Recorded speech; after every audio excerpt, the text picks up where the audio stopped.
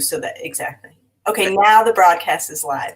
Okay, good morning, everyone. I'm Jody here, sitting in for Sue, and I'm here with Susan Groner, who is a parent mentor and the author of Parenting with Sanity and Joy, 101 Simple Strategies. And I think you have the book with you right now, so can we do a quick show and tell with everyone? Absolutely. Here's the book. Show and tell. Quick, Okay. little, simple tips. And I have to tell you, I actually read the book. I couldn't put it down once I started it the other day, and I was reading, and it was kind of like the perfect thing to read because of the way you've kind of designed it. Just these little short bullet points that just make so much sense. I'm like, oh man, those are some great ideas. So I thought it'd be okay if we could just talk about some of the things that are in the book today. So. And maybe also, I know, do you want to tell a little bit about what brought you to writing the book? What got you around to actually putting all these things together and how you did it? I mean, I guess, when I started my business, The Parenting Mentor, the more I talked to parents, the more I realized that it would be helpful, A, to have some sort of like little mini manual kind of thing. And B, the other thing was that everyone like me was so stressed out from all the material that was out there.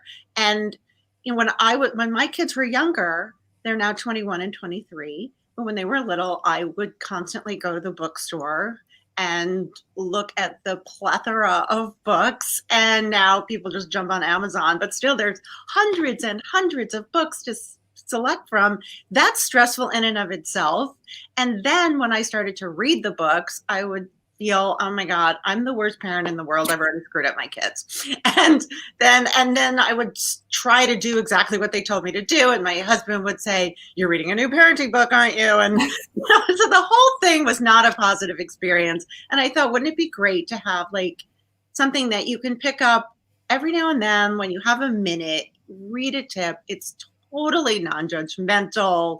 They're kind of like, you feel good when you read this book, like, oh, I can do that, or I can do that already, or oh, I forgot about that. And it's just, so yeah, I think it's just a helpful tool to have and without any pressure. Yeah. And it's funny too, because I think, we spend so much time, we talk about this all the time at your team, that when our kids are little, we yak away with our friends about this and how do you do this and everything. But as they get older, you're a little bit more reluctant to kind of talk to your friends about, some of the tea, as we say now, some of the harder things, because either you feel embarrassed or you're not sure. You're like, oh my gosh, my kid is, so rude, and yours probably isn't. So it's a little bit harder to do. So I think we also are, the temptation is to, like you said, kind of turn toward, the books or whatever. But and also like the thing that I found with this book is that, it works if your kids are 4 and it works if your kids are 14 or, whatever age. And it just, the tips will resonate differently depending on your child's age. Mm-hmm. Yeah. Well, let's talk about some of them. I love, like, the first part of your book, you titled it kind of the golden rule section. And I actually it's funny because the first in that, and then the first rule, and the rules and respect. So your first golden rule is to say yes with joy. And I started laughing when I read that, because like, why is it so hard to say yes to our kids? And why is it so important? Okay, well, I think we need a clarification, because it doesn't mean say yes all the time. Right. It means if you're going to say yes, if you know that whatever they're asking you to do, you have to do, like they can't do it by themselves, why do the like, fine, give me 5 minutes and I'll do it. A, it makes them feel put out, which isn't a good feeling. And B, it makes you feel kind of bad too. Like, what a drag.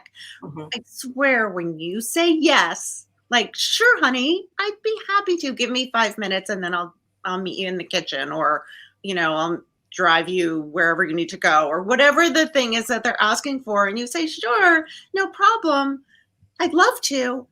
It does something to your own brain where you actually then enjoy whatever it is that you're doing, and you have time together. Mm-hmm. Like it's number one in the book, because I feel so strongly about it, and it changed the way I reacted to my kids, and it helped me so much. Yeah. Yeah. No, and I think about too where even with teens, if they ask you to do something and you know you're ultimately going to say yes, but you put them through the ringer a little bit, and why do we do that? We're just kind of setting up this tension and these conflicts. But sometimes it is, and maybe it's well, I, let me think about it, but then to be able to come back and be enthusiastic about it, I think is huge. So, Especially if it's something where you have to do the thing to help them, mhm, you yeah. know. Yeah. So, and at the same time, like I said, and then you have, the flip side. I love the duality here that, you want to say yes with joy when it's appropriate, but you also want to say no with conviction. So, how do we do that? Like, especially with teenagers, because they do not like the word no. Yeah, well, they also know with the KNOW. They know that they have some power in getting us to change our minds often. And then every time we say no, it becomes this whole big battle, a negotiation. So if you're like I say, don't say no that often. But if you say it, mean it. Think about it before you say it. Think about, am I really going to stick to this now? Have some rules and boundaries in your family so that they know what those are. Get your kids involved in helping to create those rules too, and to really understand, as opposed to, especially teens, don't want to be, they don't want to feel like they live in a prison. Hmm. And if you talk about the situation with them, well, why, if you don't want to say no or you're not sure, well, why is this important to you? What are the pros and the cons about it? Well, what do you think? What do you know? What are you, what do you know about this situation? Maybe not a lot. I don't know that much about it. Let's research it together. Let's Hmm. sit down and go on the computer and see really what this is all about. Yeah, Instead of just I like like, that. no, you can't. Right. You're gonna say no to keep it to a minimum, but then sorry, we don't negotiate on this one. Right. And then they'll know, like, okay, a no really means no. Yeah. Yeah.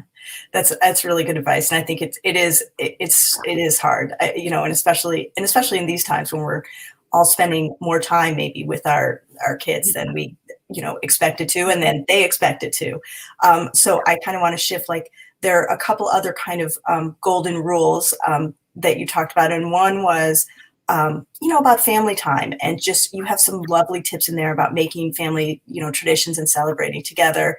Um, is there such a thing, do you think, as too much family time? Because I think a lot of us are feeling that a little bit right now. And what do we do? I love your tip, but any thoughts about, how do we handle that, right now in these months? Yeah, I actually just worked with a mom yesterday on that. And I think one of the most important things is to allow everyone in the family the feeling of, hey, you're getting on my nerves, right? It's inevitable.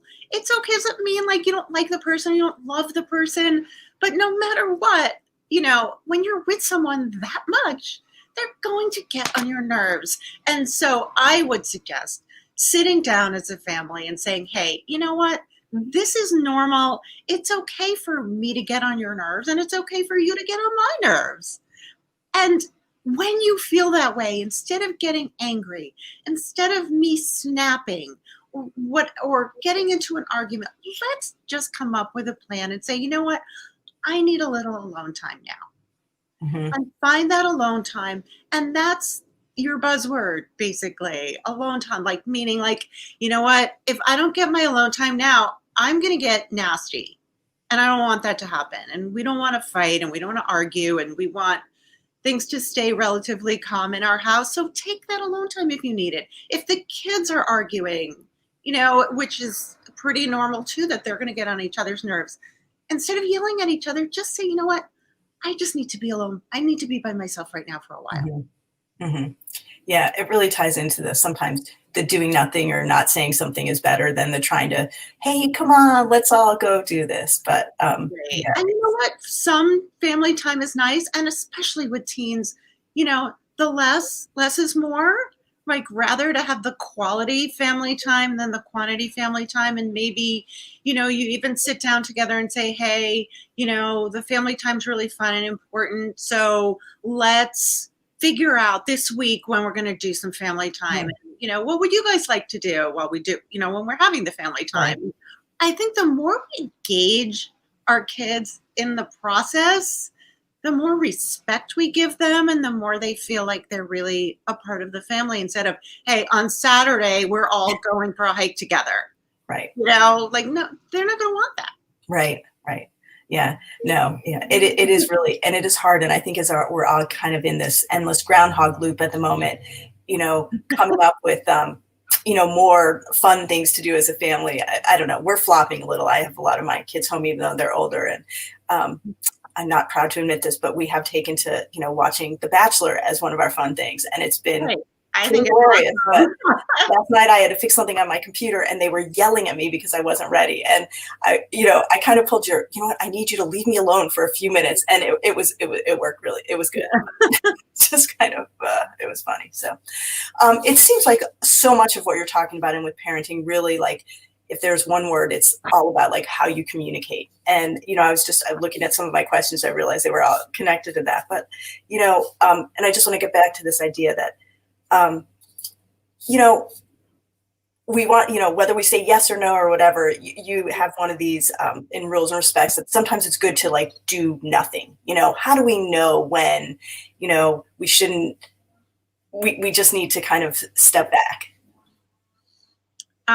Well, there are a lot of situations with that. I mean, if you see your child like struggling with something or really angry or upset, they walk in and they slam the door, like you can just sense that something's up. You could just ignore it, or you could say, hey, it seems like you're pretty upset. Do you want a hug? Like, but instead of like, don't slam the door. Don't, you can't do that in our house. Like, it's like, come on, you know, lighten up a little bit and validate how your kid is feeling, because that slamming of the door is a signal of how they feel. It's saying something is wrong with me, and all our kids want, regardless of how old they are, is to have some sort of emotional connection with us. They do not want us to fix things for them. They don't want our suggestions, especially teens. My daughter, when she was a junior in high school, had I forget what the situation was, but she had told me about it. And then I was like in my office and I was thinking, I came up with like the greatest idea. We're so good at those ideas, aren't we? So good at ideas. And I walked in her room and I'm like, honey, I just came up with the greatest idea for you. And she's like, Mom, I don't want to hear it. She's like, I bet it's a good idea. She said, but if you tell me, I'm not going to do it. She's like, I want to figure this out by myself. And that was like good for her to know, but it was such a moment for me to say, you know what, you're right. I'd like to figure things out by myself. It's just like when we're raising our kids and our parents would say, you really should be doing it this way, or why don't you do it that way? We're like, no, I want to figure this out by myself. Yeah. I don't want you to judge me and tell me what to do. And so a hug, a cup of tea, some sort of language that shows that you understand that they're going through something and that you love them and you're there for support if they need it, but that's it.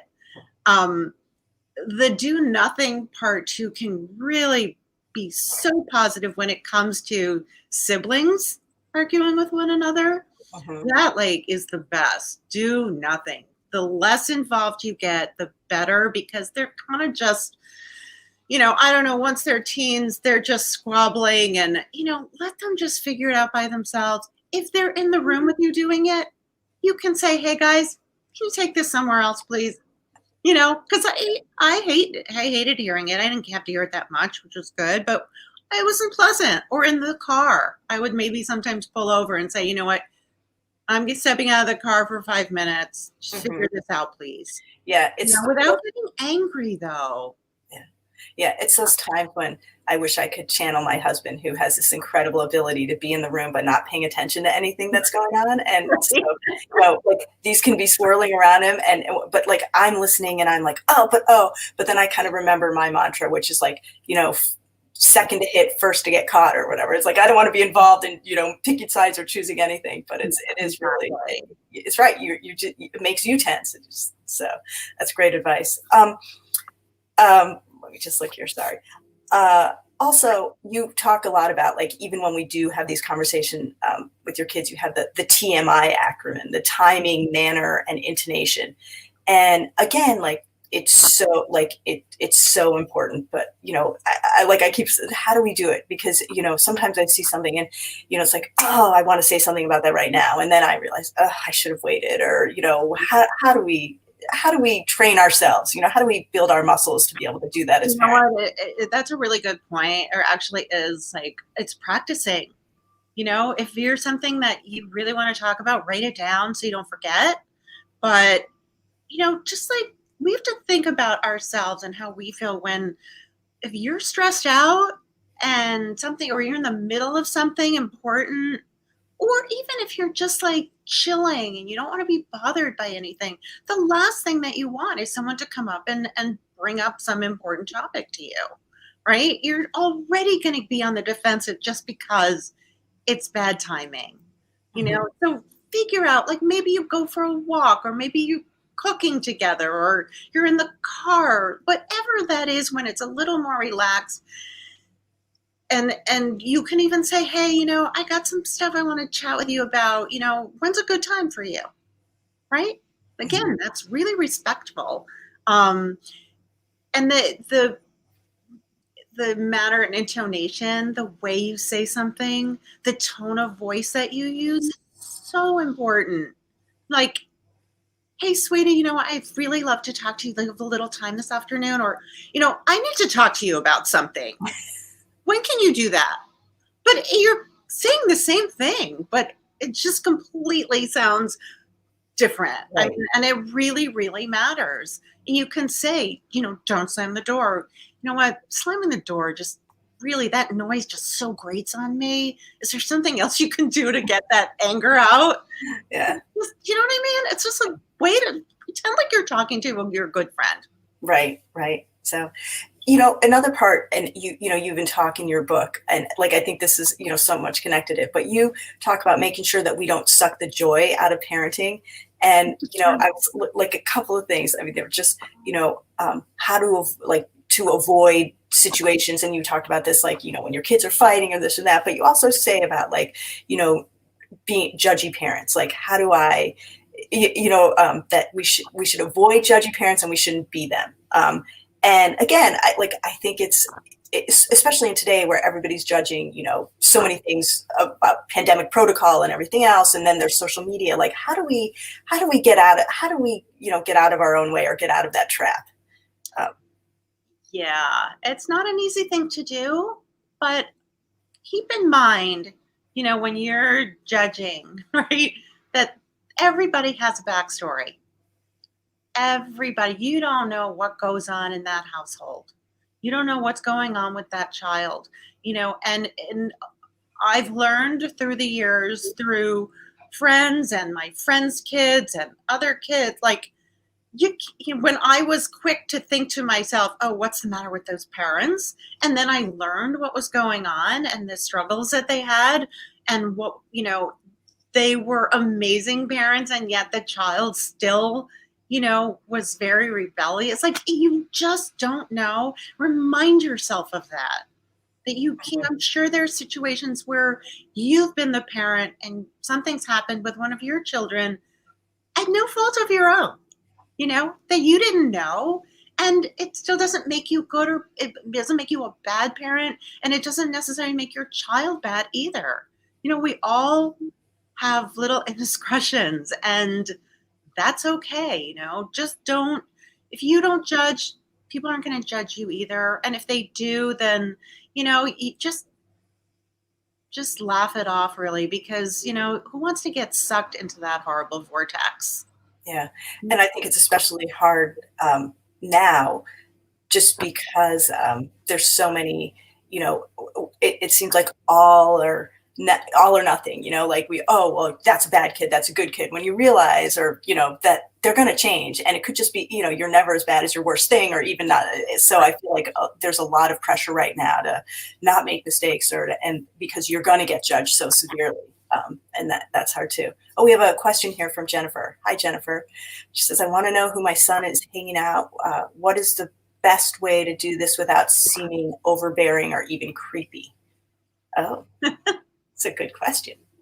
Yeah, I mean, if you do it in a way that is overbearing and creepy, you're not going to get an answer. But if you're just having conversation and you can talk about, I was hanging out on Zoom last night with my 2 friends from college, or, my best, name your friends that you're hanging out with now, or you went for a walk with, just start a conversation and say, hey, who have you been hanging out with lately? Or, are you getting to see any of your friends? Tell me what you've been up to. I hope you're finding some time to have some fun, and if you approach it that way, then I think kids aren't going to tell you stuff if they feel like you're being judgmental. And so you really, really need to come off in a very genuine, honest, caring, interested way, and not looking for like, oh, I hope you're not hanging out with so-and-so, or if they do say that about the person, that you don't go, oh, really? How's he been lately?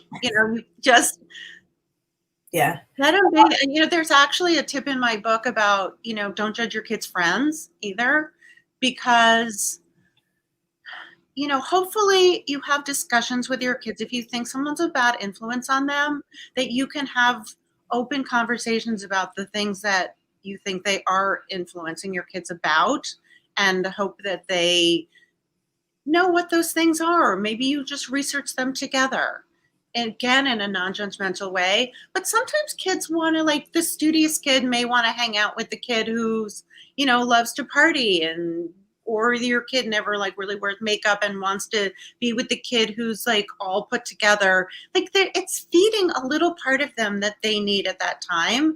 And it's actually a good thing. Let them navigate their friendships and work through these things on their own.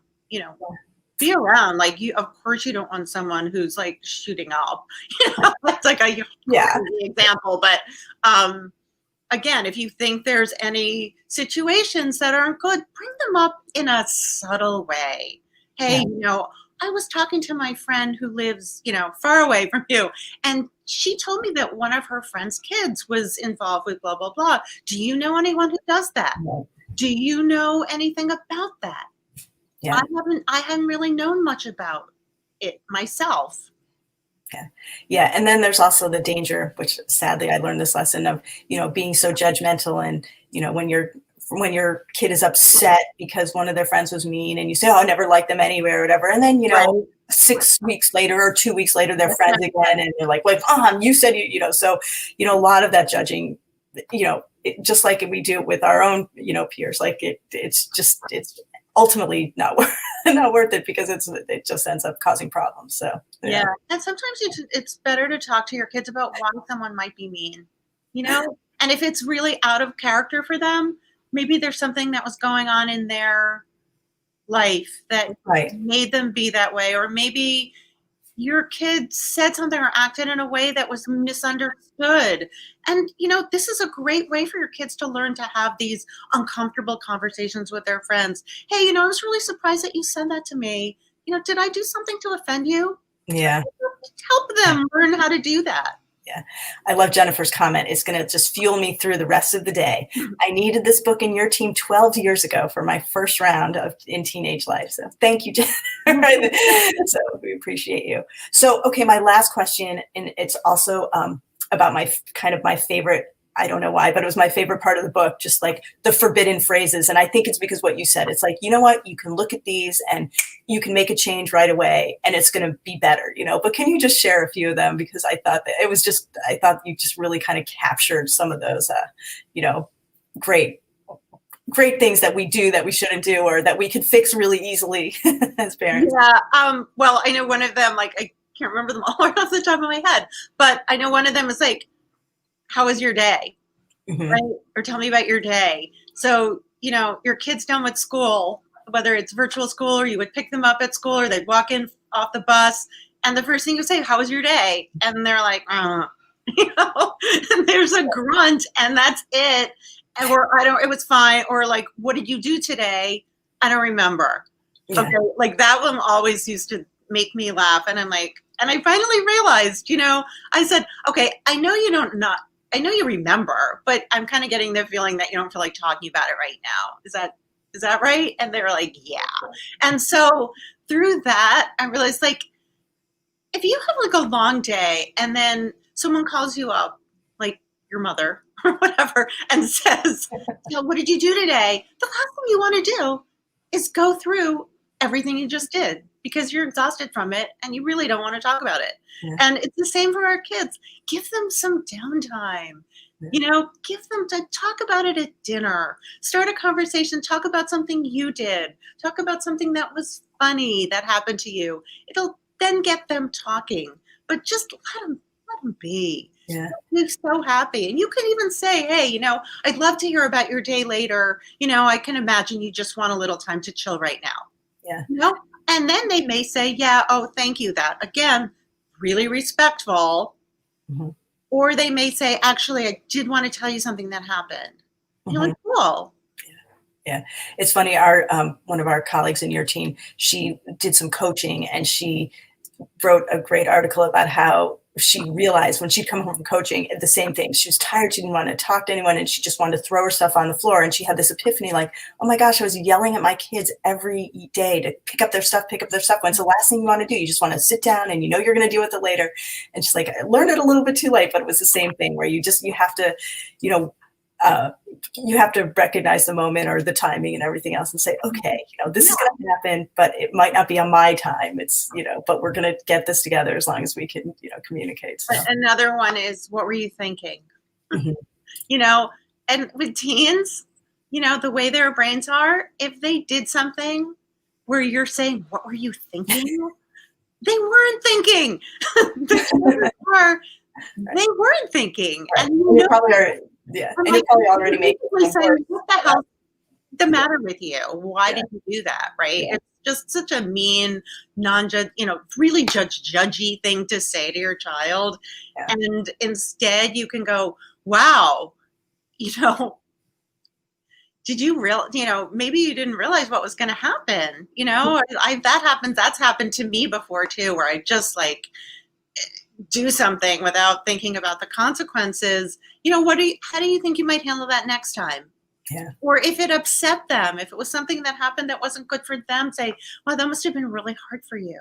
Because chances are they're smart enough to know what they did and what the consequences were, that they probably won't do it again, but maybe they will, and maybe it'll happen again. And it's going to take some time for them to process it, but they will. They're not stupid.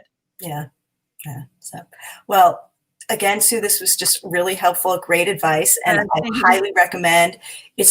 I have to say, it's actually a perfect pandemic reading for those of us who are having trouble focusing because of the way you put it together. So if you're looking for something that's really going to kind of give you some great, I would say immediate help as a parent and just kind of feel good, I would, check out her book. And thanks so much for being with us. You're so welcome. And if you're interested, I'm on Instagram as the Parenting Mentor, and also check out my website for more information. If you want to work with me, it's theparentingmentor.com. Great. Okay. All right. Well, thank